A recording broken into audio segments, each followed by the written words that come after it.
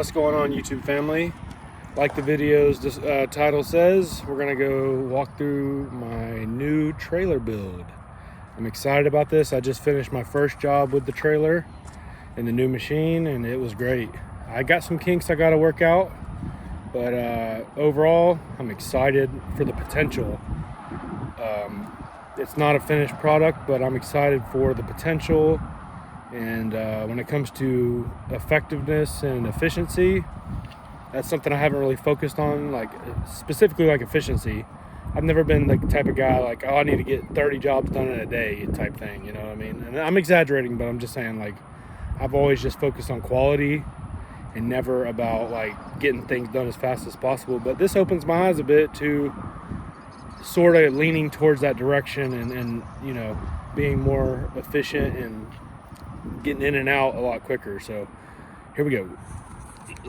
So we got so first of all, let me just talk about that trailer itself. It's the same size trailer as my first trailer. It's a 5x8. This actually came from one of my customers.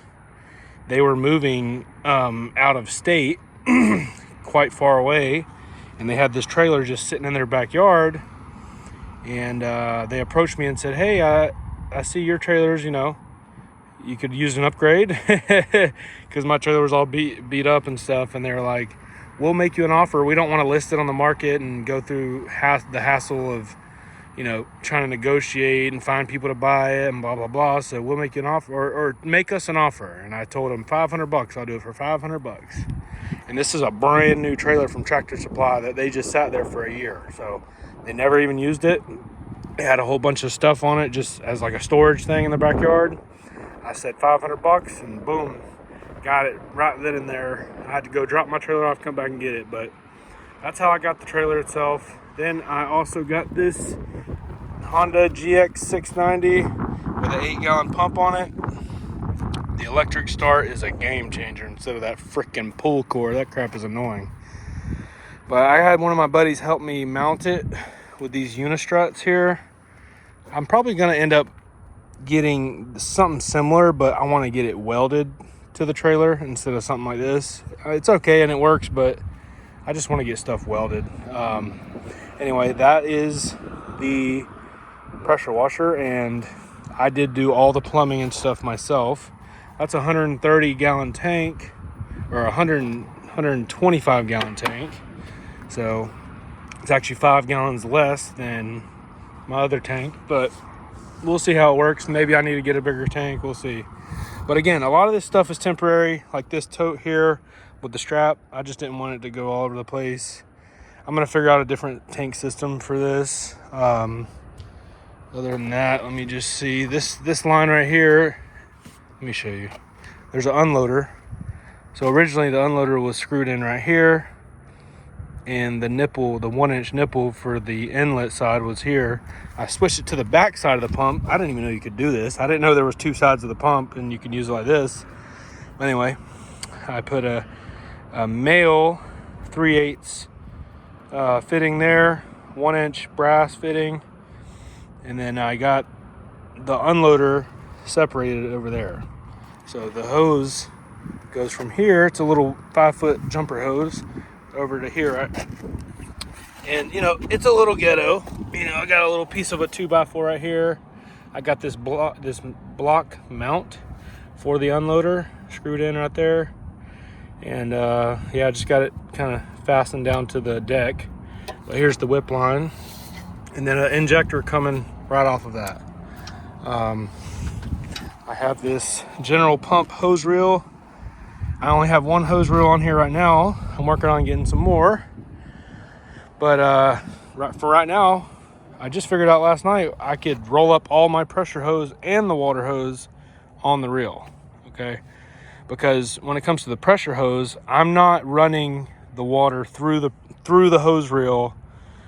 I've heard it just restricts the flow, especially when you get to like an 8-gallon a minute machine, that it might restrict the flow, and I'm not trying to do that at all. So what happens is I roll the pressure hose all the way off the reel, and then I plug it in right there. So it's directly coming out of the pump into that block, out of the unloader valve right there through the injector and straight through the hose instead of whip line, unloader, injector, then through the hose reel, then out the gun. I wanted to eliminate one of those steps, so I unroll the hose all the way, plug it in right there, good to go.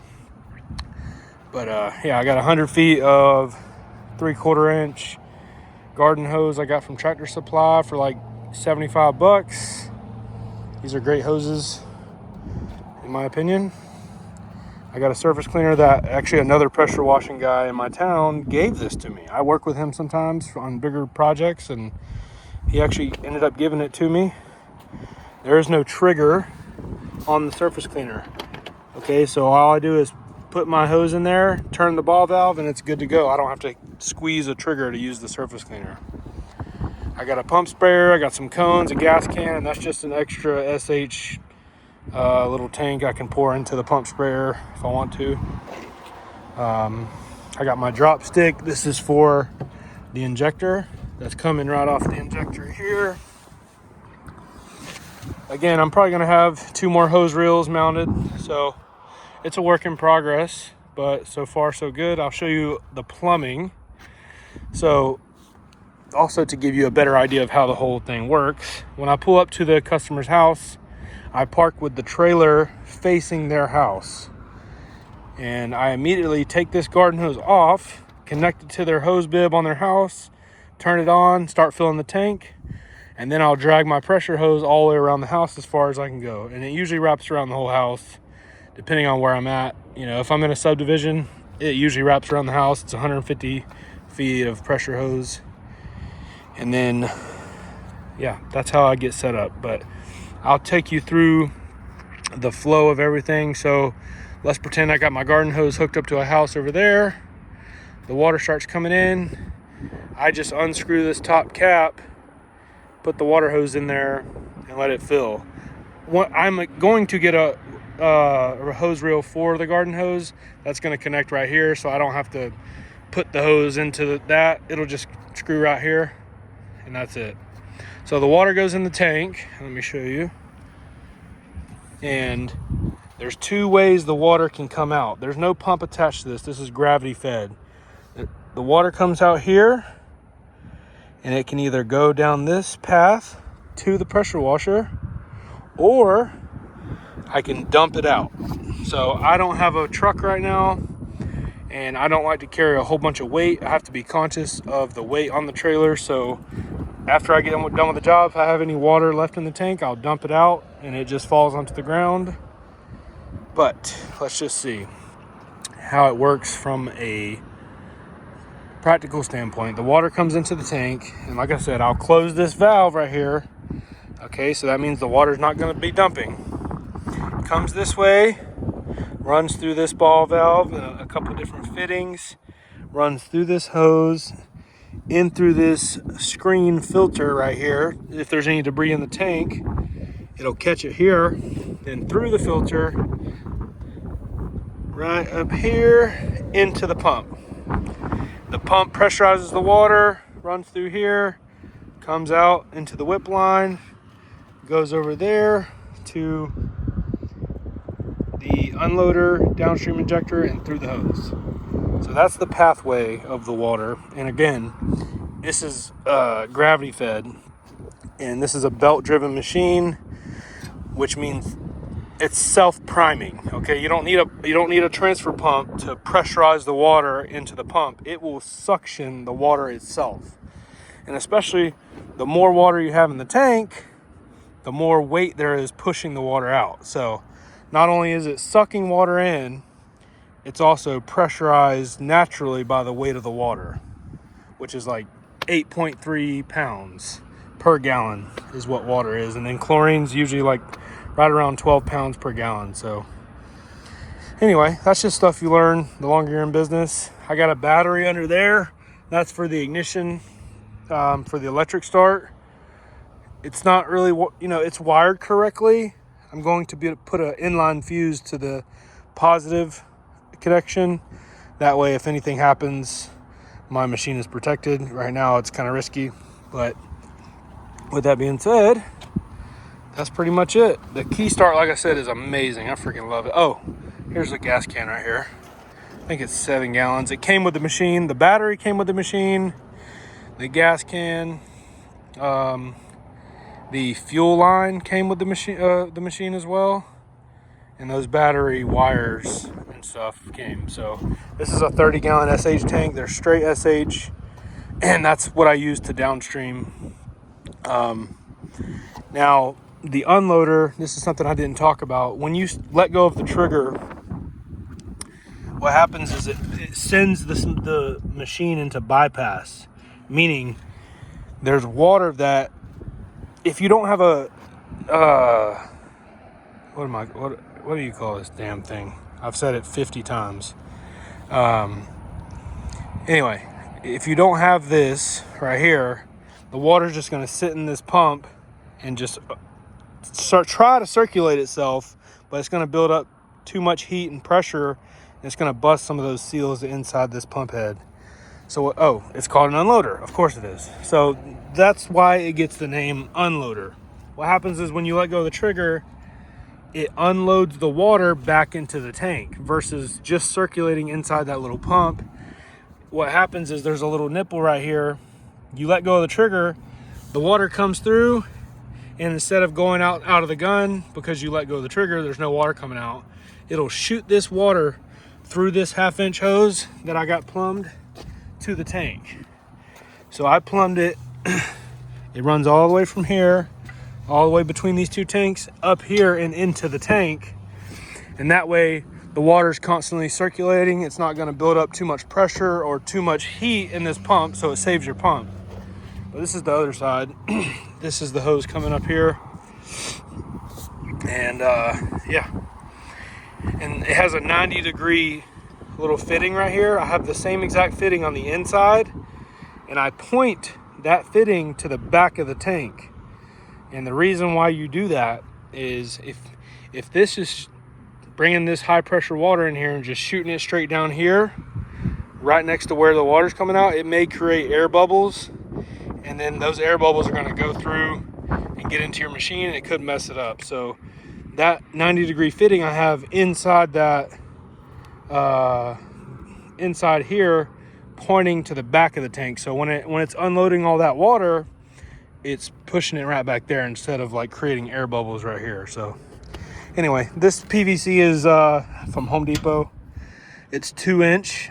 On my other trailer I had, I think, 1.25 inches, and it just didn't drain fast enough. Also, I wanted a little bit thicker because I reduced it down here to 1 inch, and you want a minimal 1-inch supply hose to the machine because you don't want to restrict the flow.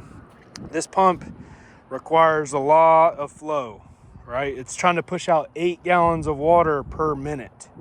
So you don't want to have a 3/4 or a 1/2-inch hose and the pump is like pretty much starving itself and overheating and creating a lot of problems. So I could talk all day about this crap, you know what I mean? Like, the longer you're in business, the longer the more you know, like the more technicalities and the more complex stuff. This isn't complex, but like, you know what I mean? There's more things that you'll learn, but you got to start somewhere, you know what I mean? This is not a perfect trailer. This isn't the most efficient. So I'll tell you what I'm going to work on next is installing my 12-volt pump with a proportioner so I can soft wash too, because there's certain circumstances where primarily I downstream, which only pulls about 1% concentration, which does a lot, for basic house washing and stuff like that. But sometimes there's surfaces, maybe a fence or concrete or something, where you need a stronger concentration. So I want the soft wash system, which will be a whole separate system from the pressure washer. It'll be a 12-volt soft wash system. That's a whole separate system. That way, if you need something a little bit stronger, all you go over do is come back to the trailer, flip on the switch, pull your hose out, and you essentially got another way of applying chemical. Again, you're not going to pull very strong mix from the pressure washer. Right now, what I do instead of soft washing is I use this pump pump-up sprayer for a lot of things.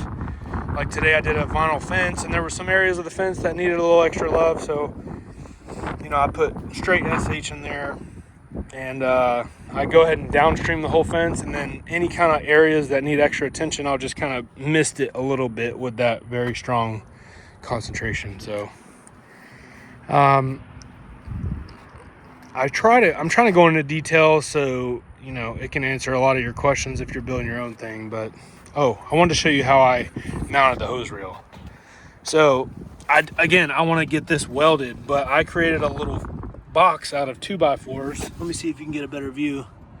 Yeah, so there's a top and a bottom board, and then 3 smaller boards in between to make it a platform. And I mounted part of the hose reel on the actual trailer rail, and then the other part onto the wood frame that I built. Now it's very sturdy, for sure. But the problem is with this is that wood will rot over time, especially being exposed to SH and chemicals and the weather. It's gonna rot, and I know that, so I'm gonna get them welded eventually. And I'm also gonna get a ladder rack welded here, 4 posts, so I can put signs on the side of it when I'm riding down the road. People can write down my phone number real quick.